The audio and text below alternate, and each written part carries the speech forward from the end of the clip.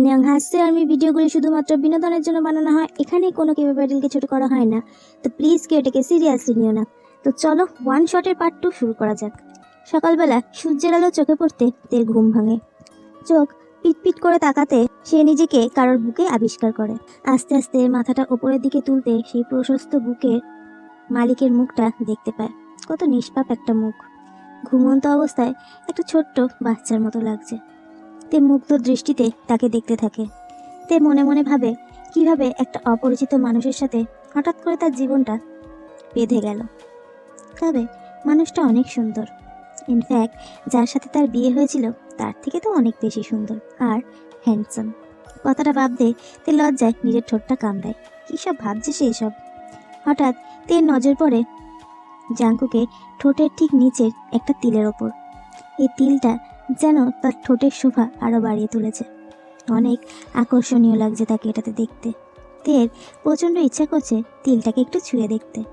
তের অজান্তেই তের হাতটা জাঙ্কুকে সেই তিলের কাছে চলে যায়। তে তার বুড়ো আঙুল দিয়ে জাঙ্কুকে ঠোঁটের নিচে স্লাইড করছে। তের মনে পড়ে কাল রাতে জাঙ্কুক তাকে অনেক চুমু দিয়েছে, অনেক আদরও করেছে। তেরও এখন ইচ্ছা করছে জাঙ্কুকে এই ঠোঁটটাকে একটু ছুঁয়ে দিতে নিজের ঠোঁট দিয়ে। আচ্ছা, আমি যদি ওনাকে এখন একটা কিস করি, উনি কি বুঝতে পারবেন? উনি তো এখন ঘুমিয়ে আছেন, হয়তো টেরও পাবেন না বলে তে নিজের ঠোঁটটা এগিয়ে নিয়ে যায়। হঠাৎই তার কিছু একটা মনে পড়তে তে তার মুখটা সরিয়ে নেয়। কোনো কাজের ইচ্ছা জাগলে সেটাকে অসম্পূর্ণ রাখতে নেই, সেরে ফেলতে হয়। কথাটা কানে যেতেই তে চোখ বড় বড় করে তাকায়। এই, আপনি ঘুমাননি? সামনে এত সুন্দরী আর একটা সেক্সি একটা বউ থাকতে কারোর ঘুম আসে বলো? তার মানে আপনি এতক্ষণ ঘুমিয়ে নাটক করছিলেন? আপনি অনেক খারাপ তো। বারে, নাটকটা না করলে আমি তো জানতেই পারতাম না যে আমার বউয়ের আমাকে নিয়ে কত কিছু করতে ইচ্ছা করে, আমাকে আদর করতে ইচ্ছা করে, আমাকে কিস করতে ইচ্ছা করে। মোটেও না, আমি তেমন কিছু করিনি মোটেও। আপনার ঠোঁটে কিছু একটা লেগেছিল, সেটা মুছে দিচ্ছিলাম জাস্ট। ছাড়ুন আমাকে, আমি ওয়াশরুমে যাব বলে তে ওকে ছাড়িয়ে উঠতে গেলে জাঙ্কুক তাকে টেনে নিজের বুকে নিয়ে আসে। না বেবি গার্ল, আমার আদরের ভাগ না দিলে আমি তো এখান থেকে তোমায় উঠতে দেবো না। আমি আমার সকালটা আমার বউকে আদর করে শুরু করতে চাই, তাই চুপ, আমাকে আমার আদরের ভাগটা বুঝে নিতে দাও। আর হ্যাঁ, যেটা আছে করতে চাইছিলে সেটার অপেক্ষায় থাকবো। আমি কিছু করিনি, ছাড়ুন আমায়। ছাড়বো তো, কিন্তু তার আগে বলে জাঙ্কুক তের ঠোঁটটা দখল করে নেয়। তে দু হাত দিয়ে প্রাণপণে জাঙ্কুককে ছাড়ানোর চেষ্টা করছে, কিন্তু জাঙ্কুক আরো শক্ত করে তেকে চেপে ধরেছে। কিছুক্ষণ পর তেও চুপ হয়ে যায়। জাঙ্কুকের এই স্পর্শ তার অনেক ভালো লাগছে। তেকে শান্ত হতে দেখে জাঙ্কুক আস্তে আস্তে তের ঠোঁট ছেড়ে তের গলায় মুখ ডোবায়। তে জোরে জোরে শ্বাস নিচ্ছে। তের শ্বাসের গতিবেগ বাড়ার সাথে সাথে তার বুকের ওঠানামাও বেড়ে চলেছে। তের চোখ বন্ধ আর জাঙ্কুকের চোখ স্থির হয়ে রয়েছে তের বুকে। হঠাৎ জাঙ্কুকে কোনো সাড়া শব্দ না পেয়ে তে চোখ খুলে তাকায়, আর জাঙ্কুককে ওভাবে নিজের শরীরের দিকে তাকিয়ে থাকতে দেখে তের মনে পড়ে কাল রাতে সে বিনা পোশাকেই শুয়ে পড়েছিল, মানে জাঙ্কুক তাকে নিয়ে শুয়ে পড়েছিল। সেটা মনে পড়তে সে জাঙ্কুককে একটা ঠেলা দেয় আর ব্ল্যাঙ্কেটটাকে পেঁচিয়ে ওয়াশরুমের দিকে দৌড় দেয়। উপস, উফ, বেবি গার্ল, কতদিন পালাবে তুমি আমার থেকে? তোমাকে নিজের কাছে আমি বন্দি করবই, জাস্ট ওয়েট অ্যান্ড ওয়াচ। আজকে তে আর কোনো ভুল করেনি। কাল রাতে জাঙ্কুকের দেওয়া জামা আর হাফ প্যান্টটা নিয়ে সেই ওয়াশরুমে গিয়েছিল, আর ওটা পরেই সে বেরিয়ে আসে। তের এই রোগা পাতলা শরীরে জাঙ্কুকের জামাটা যেন একটু বেশি মাত্রায় ঢিলাঢালা। জাঙ্কুক স্বাস্থ্যবান, জিম করা বডি, আর সেখানে তে একেবারে রোগা পাতলা ঝিমঝিমে চেহারা। কিন্তু তের তো কিছু করার নেই, তাই সেটা পরেই বেরিয়ে এলো। তেকে নিজের জামা প্যান্ট পরে বেরিয়ে আসা দেখে জাঙ্কুক অদ্ভুতভাবে তের দিকে তাকিয়ে থাকে। আপনি সবসময় এভাবে আমার দিকে তাকাবেন না, আমার অস্বস্তি লাগে। অস্বস্তি লাগলে তো হবে না বেবি গার্ল, তোমাকে সহ্য করতে হবে। আর এই তো সবে শুরু, এখন থেকে দিন রাত সবসময় আমি তোমাকেই শুধু দেখবো। তুমি কি চাও তোমার হাজবেন্ড তোমাকে ছেড়ে অন্য কাউকে দেখুক? তে মনে মনে ভাবে, তাকিয়ে দেখ না, চোখ গেলে দেবো একদম। শখ কত। বাই দাবে, শোনো, তোমার জামা কাপড় তো এখানে কিছুই আনা হয়নি, তাই আমি তোমার জন্য কিছু কেনাকাটা করতে যাব। তুমি কি আমার সাথে যেতে চাও? না যেতে চাইলে অসুবিধা নেই, তুমি রেস্ট নিতে পারো, আর নিজেকে আমার হওয়ার জন্য প্রস্তুত করতে থাকো। উফ, আপনার কি কথা ছাড়া আর কোনো কথা নেই? না, নেই। পাগল করেছো তুমি আমার বেবি গার্ল, এই দু চোখ যে তোমার থেকে সরাতেই পারি না। এখন চলো, ব্রেকফাস্ট রেডি হয়ে গেছে, সকালে তেমন কিছুই বানানো হয়নি, তাই জ্যাম পাউরুটি দিয়ে কাজ চালাবে। চলো এবার, বলে তেকে কোলে তুলে নেয়। আরে কোলে নিচ্ছেন কেন, আমি যেতে পারবো তো। হুম, আমার বউ সবসময় আমার কাছেই থাকবে। আচ্ছা, আপনি যখন কাজে বাজে যাবেন তখন কি হবে? হুম, কতটা মন্দ বলনি। তাহলে চলো, তোমাকে আমার পিয়ে বানিয়ে নি, সারাক্ষণ আমার চোখের নজরে নজরে থাকবে। মোটেও না, আমার কোনো ইচ্ছা নেই আপনার পিয়ে হওয়ার। বাড়িতেই এত জ্বালান, সারাক্ষণ আপনার চোখের সামনে থাকলে আমাকে আর খুঁজে পাওয়া যাবে না। একদিনেই তোমার এই অবস্থা বেবি গার্ল, এখনো তো আমি তোমার সাথে কিছুই করলাম না। ওইসব কিছু করলে তখন তাহলে তুমি কি করবে? তে এবার কপাল ঠুকতে ইচ্ছা করছে। এই অসভ্য লোকটা কি আর কোনো কথা পায় না? সব কথার মধ্যে ওই কথাই টেনে আনতে হবে। কিন্তু তের মনে বেশ ভালো লাগছে, তের সম্পর্কে সবটা জানার পর সে তেকে এতটা ভালোবাসছে। কিন্তু তের প্রচণ্ড পরিমাণে গিল্টি ফিল হচ্ছে, কারণ তার বিয়ের আগে সেই ঘটনাটা নিয়ে। জাংকুক ব্রেকফাস্ট টেবিলে বসে, নিজে কোলের ওপর তেকে বসায়। আরে এভাবে বসাচ্ছেন কেন? এখন থেকে এভাবেই বসবে, আমার সাথে যতক্ষণ থাকবে এভাবেই থাকবে, বলে তের ঘাড়ে নাকটা ডলে। এরপর তেকে পেছন থেকে হাঁক করে প্লেটে জ্যাম আর পাউরুটি সাজাতে থাকে। এদিকে তের প্রচণ্ড অস্বস্তি হচ্ছে। এভাবে খাওয়া যায় নাকি? বলছি, আমাকে নামান, এভাবে খাওয়া যায় নাকি? জাংকুক তেকে নিজের দিকে ঘুরিয়ে বসায়। তোমাকে তো খেতে হবে না বেবি গার্ল, আমি তোমাকে খাইয়ে দেব নিজের হাতে, বলে এক হাতে তের কোমরটা জড়িয়ে ধরে একটা পাউরুটি নিজের মুখে রাখে। না বেবি গার্ল, খাওয়া শুরু করো। এই খাওয়া শুরু করো মানেটা কি? জাংকুক চোখ দিয়ে নিজের মুখে রুটিটার দিকে ইশারা করে দেখায়। তে বড় বড় চোখ করে জাংকুকের দিকে তাকিয়ে আছে। জাংকুক তের চুলটা শক্ত করে ধরে তের মুখটা নিজের মুখের দিকে নিয়ে আসে আর চোখের ইশারায় তেকে সেই রুটিটা খেতে বলে। জাংকুক একটা নটি ফেস করে রেখেছে, যেটা দেখে তের মনে মনে খুব হাসি পাচ্ছে। এই লোকটা অনেক দুষ্টু আর অনেক রোম্যান্টিকও। তে একটা বাইট নেয়। জাংকুক তের দিকে এক দৃষ্টে তাকিয়ে রয়েছে।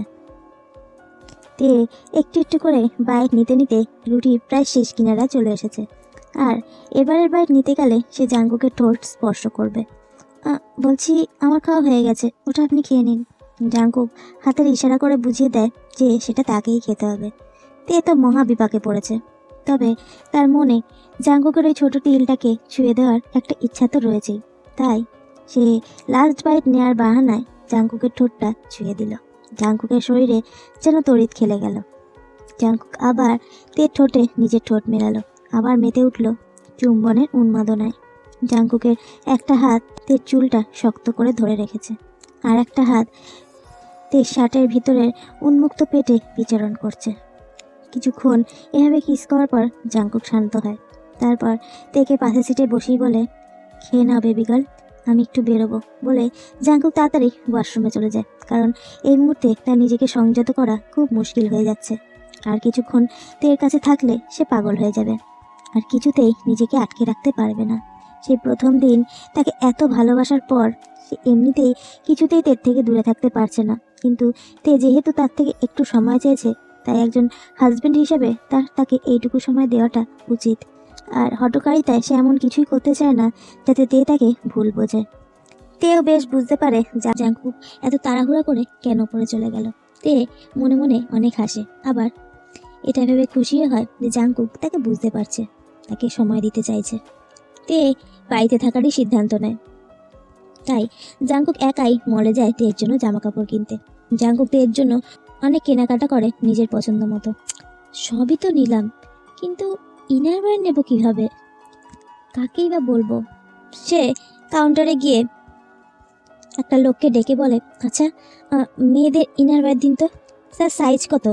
হ্যাঁ স্যার, ইনারওয়্যারের সাইজ কত? সাইজ? হ্যাঁ, মানে যার জন্য নিতে চাইছেন সাইজটা কত সেটা তো বলতে হবে। আমি তো জানি না, দাঁড়ান 1 মিনিট। জাংকুক বাড়ির নাম্বারে ফোন করে। তে ফোনটা ধরে। হ্যালো, বলছি তোমার সাইজ কত? কি সাইজ মানে কি বলছেন?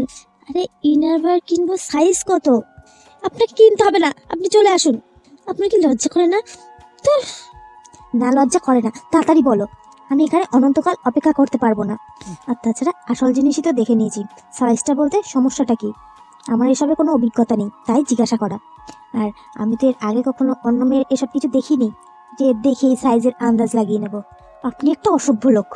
হ্যাঁ আমি জানি, নিজের বউয়ের সাথেই অসভ্যতা আমি করছি, অন্য কারোর সাথে তো করছি না। এবার বলো সাইজ কত?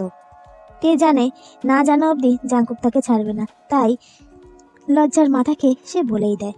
এরপর জাঙ্কুক সব কেনাকাটা করে বাড়িতে ফেরে, আর ফেরার পথে তাদের জন্য লাঞ্চও নিয়ে আসে। এভাবেই চলতে থাকে তাদের দিন। তে আস্তে আস্তে জাঙ্কুককে ভালোবাসতে শুরু করেছে। জাঙ্কুক সত্যি অনেক ভালো একজন মানুষ, যদিও একটু বেশি অসভ্যতাম করেন, তবুও নিজের বউয়ের সাথেই তো করেন।